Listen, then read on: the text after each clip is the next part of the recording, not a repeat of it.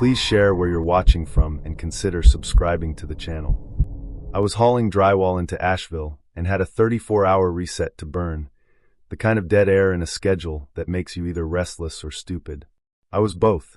A logger at the last fuel island told me there was a cheap layover up the ridge, old drop yard, once a company's, now community maintained. Cash box on a porch, bunkhouse if you didn't want to sleep in the cab.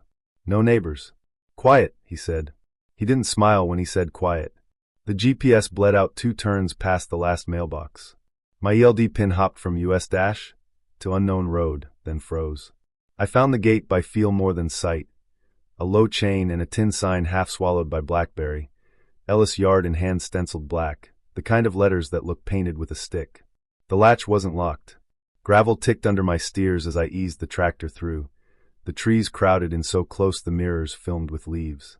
The clearing in the listing photo, when there still was a listing, had been wide and sunlit, a postcard of order. What I rolled into felt like a throat. Saplings pressed against the sides of a single-wide bunkhouse. A retired 53-footer squatted behind it, doors welded, welds too new for the rust around them. The porch leaned, and a Folgers can with a slit in the lid sat, where a lockbox might have been if this were a place with renters and rules. Inside the bunkhouse, one cot, a hot plate, a chipped table, a lantern on a hook. No mirrors. No cell signal. A second door at the back, painted the same dull gray as the walls, held shut by a heavy iron bolt that didn't match the hinges or anything else. It looked like it had been stolen from a prison gate and screwed in by someone with a hatred of doors. I ran a thumb across the rust bloom and left a clean streak.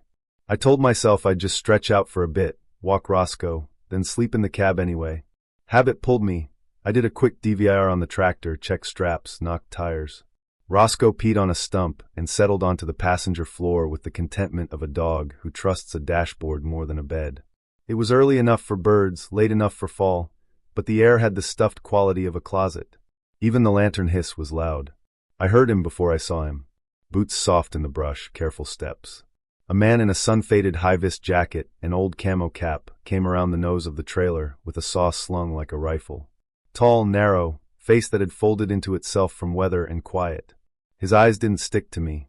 They did a pass like a beam over a dark room. "You bedding down at Ellis?" he asked. "Just a reset," I said. He nodded once, the way men sign off on condemnations. "Keep your dog in the cab after dark." The way he said it, like reciting a rule he wished wasn't a rule, stuck. He stepped off between trees without another word, the way deer step off. I didn't last long in the bunkhouse. I read a few pages by lantern, then killed it and let the cabin breathe cold around me. The kind of quiet that isn't silence, just a pressure. Roscoe made a sound I'd never heard, somewhere between a whine and a swallow, and planted herself in the door of the cab facing the bunkhouse, ears flat, whole body a question. The knock came at first light, 2 quick, sharp taps on nothing I could place. I opened the bunkhouse door to an empty clearing. No footprints in the powdery dirt, chain at the gate undisturbed. I walked the perimeter, found nothing except blackberry canes nicked clean at waist height, like someone had been testing cutters and got bored. We made it through the day in that mild, itchy way you make it through long days. I checked the welds on the trailer behind the bunkhouse twice, then told myself I'd done it once. I dozed in the cab until dusk poured down the ridge like someone turning off a faucet. That night, the sound came. Not scratching, not rodents. A single dragging noise, low and deliberate, from behind the bolted door. The soft thrum of something heavy pulled over wood. It lasted the length of a held breath, then stopped. Roscoe didn't bark. She stood up in the passenger footwell and stared so hard at that back wall I could feel it on my skin. She didn't even flick an ear when I whispered her name. I put the hatchet across my lap and counted bumper bolts on the trailer in my head. I counted until the numbers became shapes. The bolt cast a small square shadow on the gray wall. I waited for it to move. It never did. Dawn finally scraped its way through the trees like a reluctant apology. We were gone in 10 minutes. I didn't sweep. I didn't leave cash in the can. I eased the rig through the mouth of that clearing and didn't breathe until the trees let go of my mirrors. I drove to a gas station 2 towns over, the kind with yellowed fluorescents and a coffee pot that's always either empty or burning, and paid cash for a strip motel room I didn't intend to sleep in. I just needed human voices to be possible again. 3 days later, somewhere off I-40, a block number lit my phone. Habit made me thumb it on. Hey, a male voice said, too casual. You left your camera here. I don't own a camera. Nikon, he said, like that cleared it. Black bag. Lenses. Looks spendy. Not mine. A beat. There's a sleeping bag too. Blue North Face. Tear near the foot. My sleeping bag is in my bunk, I said. Used it last night. Backpack? His tone went almost gentle. Couple of things inside. You sure you didn't leave a key for someone else? Nobody knew I was there. Silence. I could hear a clock somewhere, not ticking, but breathing. When he spoke again, the casual had drained out. Well, he said, somebody's been staying here. The line went dead. I called back and got the same message you get when a number never existed. I messaged the yard listing through the load board anyway, because that's what you do. Anything else turned up? I typed. A few minutes later, a reply. Everything has been cleared. The same profile that had said they'd be out of range all week answered me at 2:03 p.m. like they were in the next room. I typed, I want to know what happened. Please respond. Keys accounted for. No further issues, came back. Then the listing was gone. Not paused. Erased. The thread still showed the messages, but the job link spun into an empty page. The morning settlement posted with an extra $150 adjustment. Ellis, like someone's apology department, had a button for it. I didn't touch it. Money is a kind of contract, even when you don't sign it. I told my mother, because she's the one person who will listen to a story until all the air is out of you and then hand it back clean. She didn't interrupt. A few hours later, she called back and asked the only question that mattered. If the yard manager was off-grid, she said, how did they know what was found? I didn't have an answer. I pulled up the message thread again out of a dumb reflex to prove the past is retrievable. The page gave me the same gray nothing and a spinning circle. I checked my dash cam for the first time since that night. The card recorded every mile of interstate and nothing of that clearing. The night file was just a long, black hour with the occasional breath of Roscoe, and once, halfway through, the faint hiss of a lantern extinguishing in a room I hadn't lit.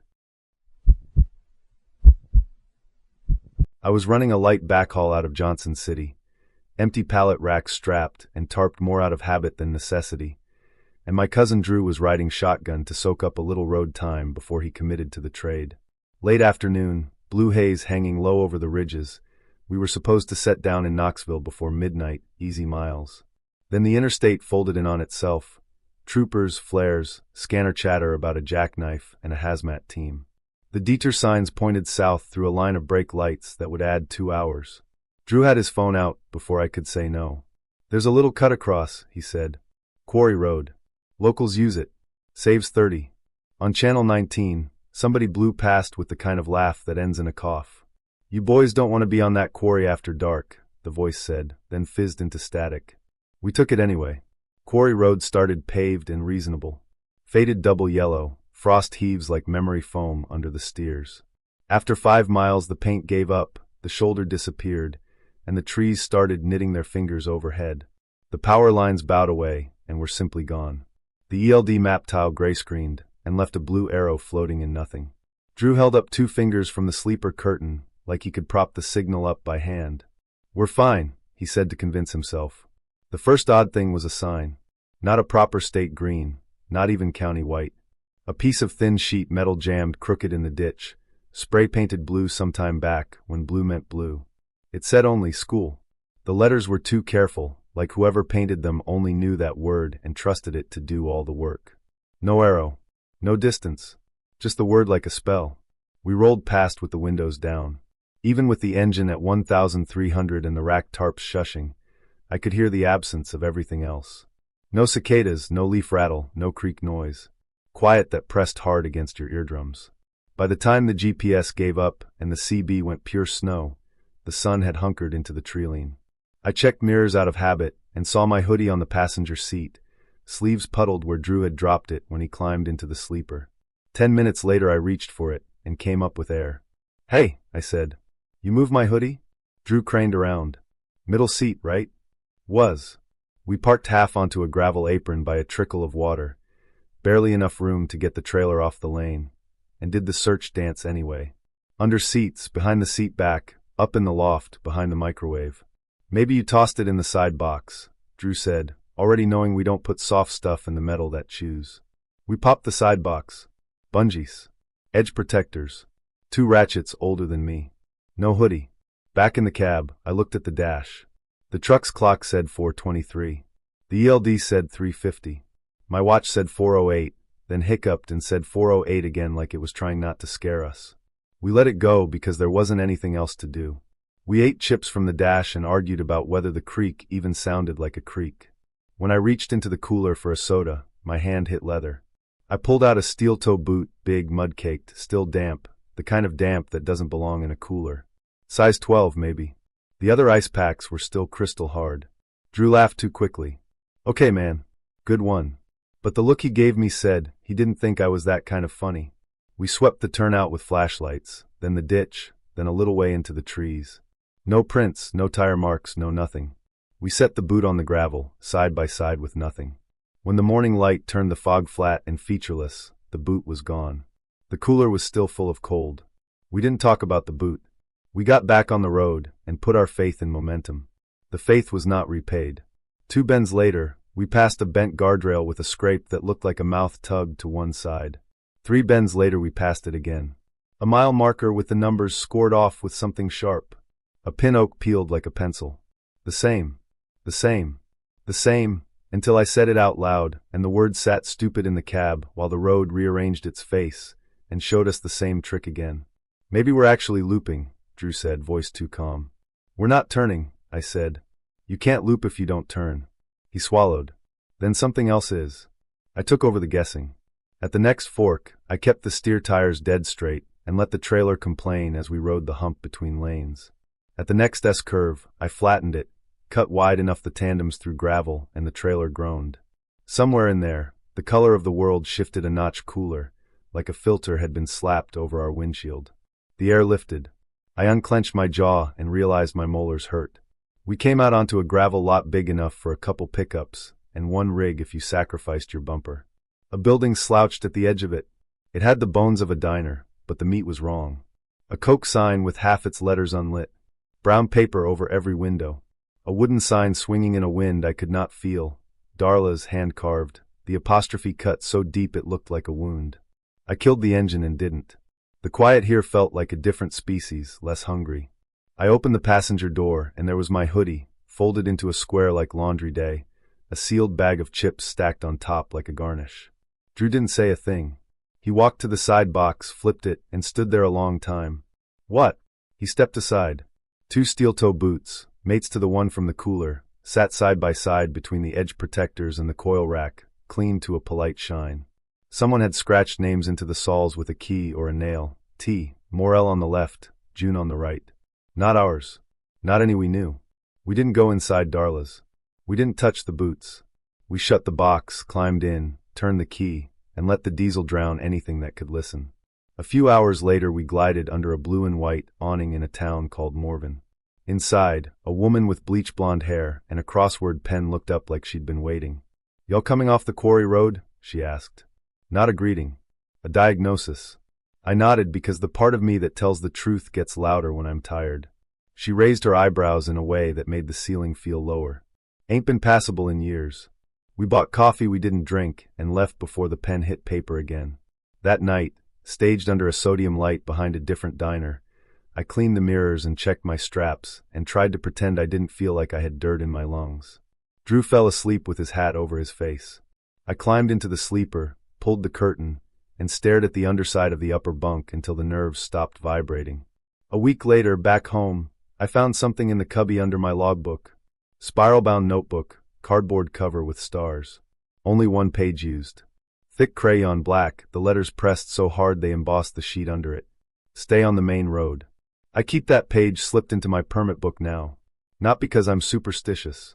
Because every time I think about making up time on some nameless cut through a local swears by, I feel my jaw again and taste the quiet, and I picture 2 clean boots in my side box with names that don't belong to me. It was 2:03 a.m., and the mountains had eaten the moon. I was westbound on US 19 with a light box of insulation bats, fluffy freight that lets you forget the grades until a crosswind reminds you. The interstate would have been smarter, but I've always liked the old two lanes at night. Fewer brake lights. More stars. Except there were no stars, just my own lamps pushing a thin tunnel through the trees. The playlist cut mid-song. My phone screen froze on a gray map that said nothing. The ELD breadcrumb hung for a beat, then labeled the ribbon I was on as unknown road, which was cute because the green mile markers still ticked off like a metronome. CB on 19 was empty, except for a pantry moth flutter of static. The first thing that felt wrong was a sign at a hairpin. Not DOT green, not even county white. A rust-rimed rectangle bolted to rebar that someone had jammed into the ditch. Letters stenciled on with a steady hand and bad paint, Dowick. I'd run this stretch a dozen times and never seen it. The metal was old, the paint too fresh.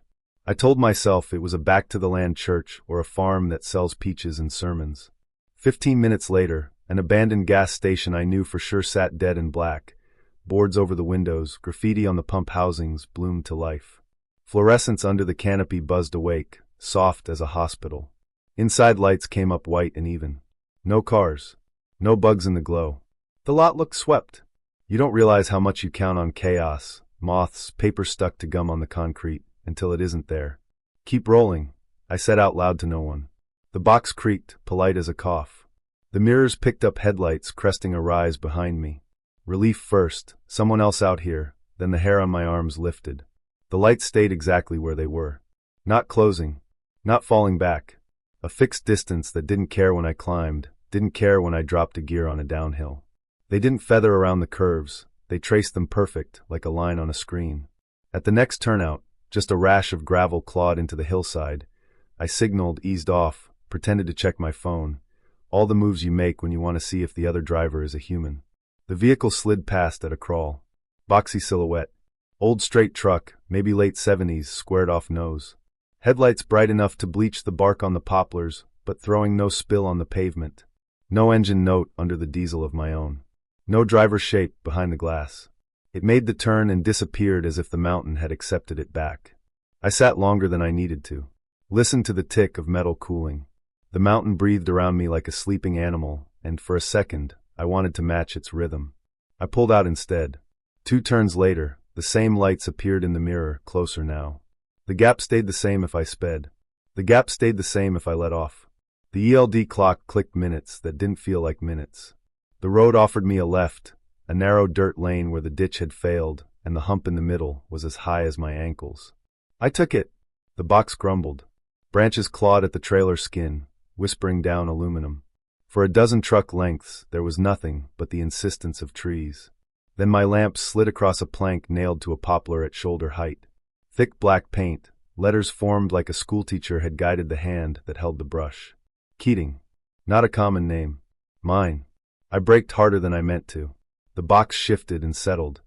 A polite reminder I was still hauling real things in real space. The plank looked new, the poplar didn't. Sap bled black where the nails bit. For one long, sour second I thought, someone's having fun. Then I remembered no one knew I'd picked this road. No one knew I cut my route like this ever, not even dispatch. It had felt like freedom to keep one little habit unreported. I reversed without checking the mirror. The lane wasn't wide enough to make a gentler kind of mistake. Branches squealed along the trailer sides. When I hit the blacktop, I didn't look left or right. I pointed west and gave the mountain what it wanted from my fuel. I didn't check the mirror again until the road should have been safe. The lights were back there, exact distance, no sway, no hurry. The forest had gotten tight while I wasn't looking. Guardrails leaned inward as if the road where a wound the mountain wanted to close. The pavement aged under me. Not metaphor, actual years seemed to climb out of the asphalt. Center line cracked and flaked, then only flecks of paint clung like lichen. Weeds showed between seams. The smell changed. Not diesel and hot rubber. Damp paper. Ozone. Something like a flooded basement spooned into the air. The next mailbox was the old kind, rounded and dented, the red flag long gone. Someone had painted it once upon a time. Peeling letters still clung in tired red. That's my tractor number. Stenciled on my hood in Keatag. I didn't think. I stomped. The boxfish behind me wagged as the tandems hit a dip the pavement had forgotten to remember. I put the truck into a speed no one brags about, and held it there, not because I wanted to be brave, but because I didn't trust what would happen if I slowed enough for something to catch up. For a while the world tightened into an irritation at the back of the throat. Time got thin. The ELD said I'd driven 6 minutes. The dash clock said 19. My watch thought it was 1:12 again. The only numbers that felt honest were on my tatch, and even those looked smug. Every reflector along the rail passed like a bead on a string, equal distances, equal light, and that sameness made me dizzy. A runaway truck ramp appeared on the right where I knew none lived. Fresh gravel, perfect rope lines from a grader. And then it was gone behind me, then ahead of me again, then gone. Somewhere the mountain was rearranging its furniture, and kept forgetting it had already moved the couch.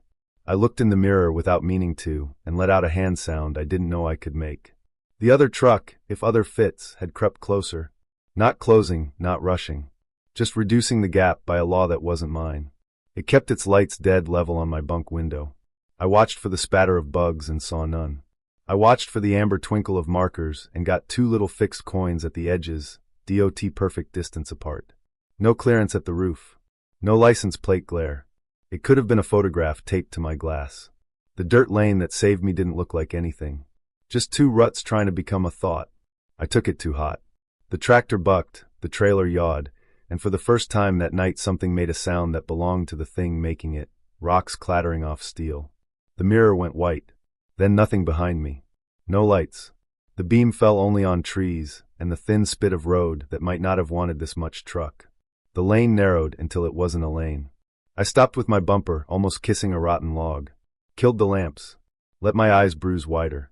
The dark got thicker. A minute, 2. The kind of counting where each number has to be coaxed through. When I turned the lamps back on, the world had moved 3 inches closer in every direction. A sign hung from wire across the way, an old mailbox door someone had painted careful. It swung once and caught the light. I couldn't read the letters. I didn't want to. I set my jaw and backed 100 yards downhill in a straight I couldn't have managed in daylight. The truck knew how to be a truck. I let it. At the blacktop the pavement changed under my tires the way a bed changes when someone climbs out. Smooth. Striped. Honest. Green signs with real fonts and reflective flecks that caught and threw my beams properly. Up ahead a way station blinked open, and meant it. Past that a pilot threw its orange into the sky like a flare. A reefer wailed somewhere like a hurt animal in a cage. I could have kissed every sodium bulb in the lot. I pulled between a cattle pot and a tanker and sat with my hands fixed to the wheel until I remembered how to let go. My phone came back mean and chirpy and full of missed emails about nothing. I used the bathroom. I bought coffee I didn't want. I checked the rear of my trailer for scuffs I could blame this on and found only the usual road chalk and pollen. Back in the cab, the ELD had opinions. The breadcrumb trail looked like a straight shot. The clock showed no gap. No unknown driving. Dispatch pinged a canned question about ETA, like I hadn't just argued with a mountain about what my name was. Marcus had a map for everything, paper, mental, and the kind scrawled in bravado. We were 2 hours short on our 14, the reefer humming along at 34 degrees with a hot load of pharma that didn't care about our HOS. The interstate west of Boone had gone molasses with a wreck, and dispatch pinged us 3 times in 10 minutes like pings could part traffic. Marcus tapped the windshield with that drummer knuckle of his. "I've got a cut through," he said. "Locals road. Shaves 40. I should have said no. Instead I heard the reefer's fan cycle and pictured the fines if temps spiked.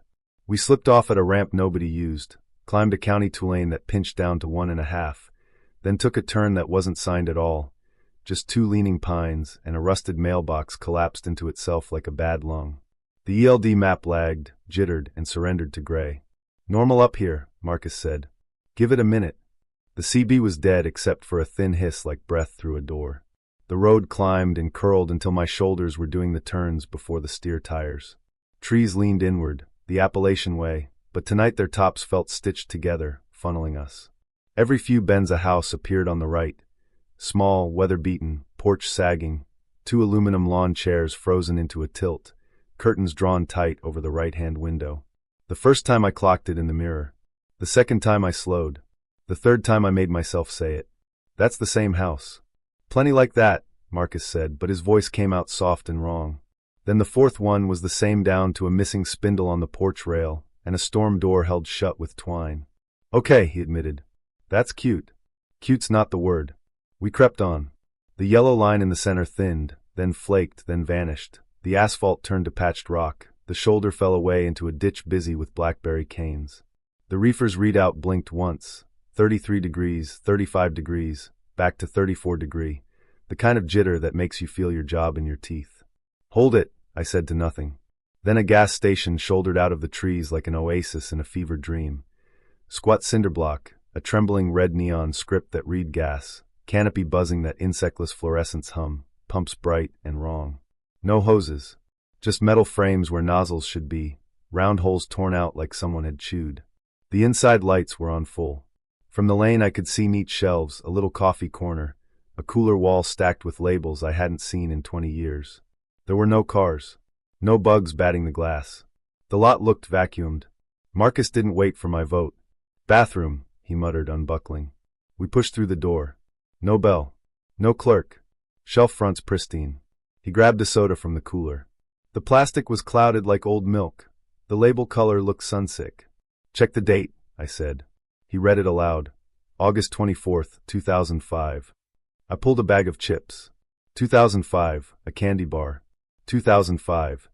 The coffee station had cups and stirrers aligned like a recruiting poster. No smell. When we backed out, the store felt like a stage set before the actors arrive. Across the Tulane, on the twin of the same house we'd passed 4 times, a man stood on the porch. Hands at his sides. No hat. Shirt the color of old bone. He watched with the attention of a camera, not a person. When I opened the truck door, he moved. Not slow, not fast, just one smooth mechanical pivot like a statue on a turntable. He walked inside. The door slammed so hard the sound took shape in my chest and sat there, a square weight. We left. I didn't look back at the station. The road felt tighter. My mirrors showed branches kissing the trailer skin. Then headlights bloomed behind us at a steady, respectful distance, comforting at first. I set 47. The lights set 47. I eased to 42 for a hairpin and expected a creep closer. The lights pinned the same distance like they were fixed to my bumper with a rod. Let him pass, Marcus said. I shouldered onto a gravel pullout and waited. The lights rolled in behind us and stopped. 30 feet back. High beams bright, no cabin silhouette, no door opening, no engine clatter above our own idling diesel. We counted to 60. Nothing. My skin crawled in 2 directions at once. I put it in gear. The lights lifted and followed, perfect in the mirror. Every bend we carved, they carved with us. No drift, no human slop, just plotter pen precision. The house appeared again. Then again. Porch. 2 chairs. Twine. Curtain. I could have driven blind by it. We hit a bend where the guardrail had been nudged outward by something that didn't break. My foot twitched to the jake, then thought better. The sky went from black to ink. If stars existed, they were on strike. Up ahead, the gas station returned, sign buzzing, lights on. The follower followed us into the apron and slid to the far pump island, lamps staring at us, then click, cut. The building across the road put its porch light on like a wink. I felt the kind of panic a dog feels before a thunderclap. Left, Marcus said, and I took it, a dirt scar into the trees barely wide enough for a pickup, definitely not wide enough for a 48 and a tractor. The bumper kissed saplings. Branches washed along the trailer like fingernails across foil. Behind us, no lights. No road. Only the dense dark of a place that didn't want angles. This a road? I asked, because sometimes a question keeps you from saying I'm scared. Gaswell lease looks like, he said. They spider all through these hills. The lease road got mean immediately, washouts, culverts angling up like rude knuckles, a bedrock hump that lifted my steer just enough to make the world light. I rode it on instinct and luck, the way you ride a stubborn horse, with promises and threats, and the understanding both are lies. We edged along a hewn shelf where someone had chewed into shale and thought better halfway through. I folded the mirrors, said a soft apology to the trailer, and kept the tandems on something like earth. We climbed. The trees thinned into scrub. A chain-link gate appeared on a hinge that remembered duty, but not strength. I shouldered through at 3 miles an hour. The chain sighed off and puddled beside the post like it had been waiting for permission to stop pretending. On the other side, pavement. Honest black. Reflective beads in proper lines that threw my lamps back like a handshake. I could have cried for a cat's eye. A minute later, a green sign with a font I trusted. A minute after that, a proper corridor of guardrail hammered by a DOT truck I could picture. Then, like someone slid a pane of glass between worlds, the hum of distant traffic. The lease road spat us onto a wide, real highway whose name I didn't care to know beyond the way it felt beneath us. flat, true, verifiable. At the first big plaza, we pulled under sodium lights the color of old gold. The reefer temp held steady like the devil had never breathed on it. Marcus killed the ignition and didn't take his hands off the wheel. I walked a slow circle, checking doors and tires, looking for a tear in the world I could tape. The lot was ordinary. A cattle pot airing out, a tanker with a wet lawn smell, a kid fueling a day cab with the focus of a surgeon. I was running a midnight LTL hop, mixed freight, 3 stops, nothing heavier than a pallet of cat litter and a skid of motor oil, when the interstate shut itself down ahead like a zipper. I could have idled in the conga line with the rest of the red brake lighters, but I'd been up since noon and my patience was already sanded thin. The paper atlas in my door pocket, pages soft with coffee and old French fry oil, showed a blue squiggle that paralleled the big road. The note I'd scribbled beside it months ago read, "Shortcut? Ask locals."